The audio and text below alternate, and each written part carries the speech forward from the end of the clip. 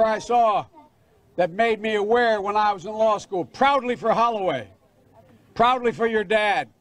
First African-American state senator in the state of Delaware. Everything about. And by the way, you know, I sit on the stand and it get hot. I got hairy legs that turn blonde in the sun. And the kids used to come up and reach in the pool and rub my leg down so it was straight, and then watch the hair come back up again. They'd look at it. So I learned about roaches. I learned about kids jumping on my lap. And I've loved kids jumping on my lap.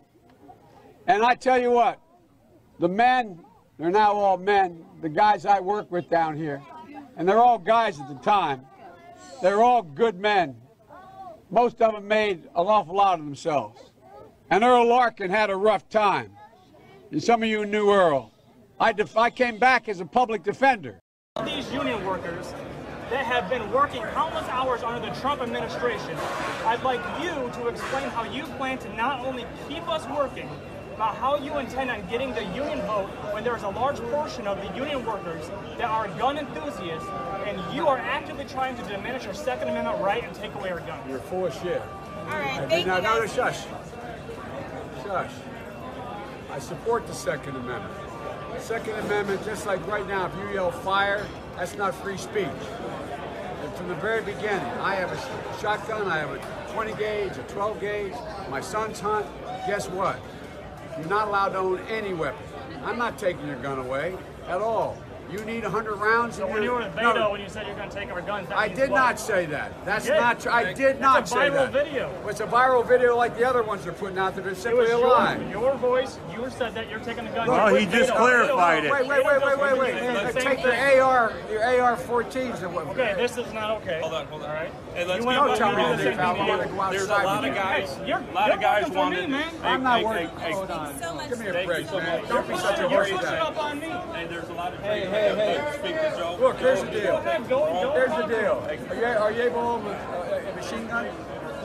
I said, are you able to own one? Under the law. Machine guns are illegal. That's right. So AR-15's illegal. How is that in a machine gun? No, it's not. Semi-automatic. Yeah, do you need 100 rounds? Do you need 100 rounds? More deaths in America from handguns than there are what you call assault rifles. So you're arguably the candidate with the greatest advantage in this race. You've been the vice president. You weren't burdened down by the impeachment trials. So, in the participation. So how do you explain the performance in Iowa, and why should the voters believe that you can win the national election? It's a good question. Number one, Iowa's a Democratic caucus. You ever been to a caucus? No, you haven't. You're a lying dog-faced pony soldier. You said you were, but now you got to be honest. I'm going to be honest with you. It was a little bit confusing in Iowa, number one. But let's assume it was everything was exactly right in Iowa. The idea that you come in with about half the delegates that the leaders come in with in Iowa does not necessarily say how you're going to win Pennsylvania. I got up to ask a question, and I said, this is going to be a bit mean. And I asked him, I said, you are the candidate with arguably the greatest advantage in this race. Between your vice presidency and your not being bogged down by the impeachment trials, how do you explain the performance in Iowa, and why should the voters believe you can win the national election? And his immediate response was to question in sort of an aggressive tone whether I had been to a caucus before, and being intimidated by the vice president, I nodded yes, and I have not, and I told people that. It was a response I gave without thinking, and his immediate response to me was, no you haven't, you're a lying dog-faced pony soldier. And then just went on about how I had to be honest, and then he sort of gave a somewhat explanation about how he has the black vote and other candidates don't, and how he's gotten endorsements, and Iowa is not really representative. But it seems to me that American politics are very much centered around momentum and enthusiasm and sort of the movement of your campaign. And from what I can gather, his campaign is very stagnant. And so I tried to frame that in a polite way because I thought it would give him a chance to sort of make himself shine and explain himself, you know, because I'm a freaking college student. What do I know?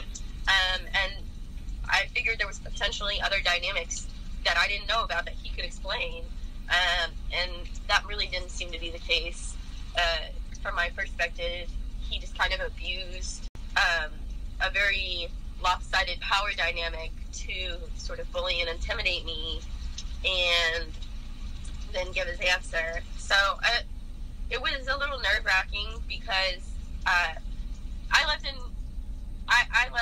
in tears because I was afraid the media would frame me as some liar, you know, because the vice president had just called me a liar on national TV. So I definitely was nervous, but it really hasn't panned out that way, and I'm really grateful. I was afraid of getting canceled, and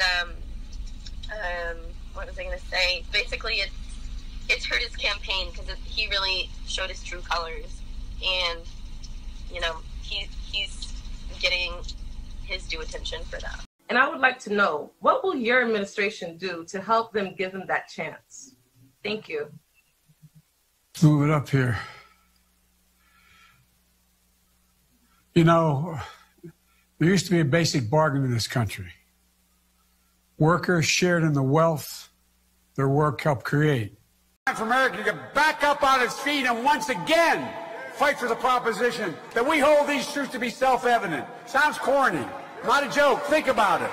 We hold these truths to be self-evident. All men and women created by you know the thing. You know how we talk about it. Are we the people? This phrase, everybody's been woked. Well, guess what? The rest of the working class people in America have been awakened and realized, whoa, you know, back in the 30s, when we had the first breakthrough in terms of what, and for having union movement be able to move. Lonnie knows I believe this every fiber of my being. We're posed. What I propose is it can be done. I think we're in a position to really make it happen. And my team and your team are already working closely together on politics like prevailing and look. Yes, I'm taking too much time, but you know. And so you asked other parts of a question. I can't remember what other ones were. What was the other part? Jump back in. Can you hear me at least? I know you can't. I can hear you.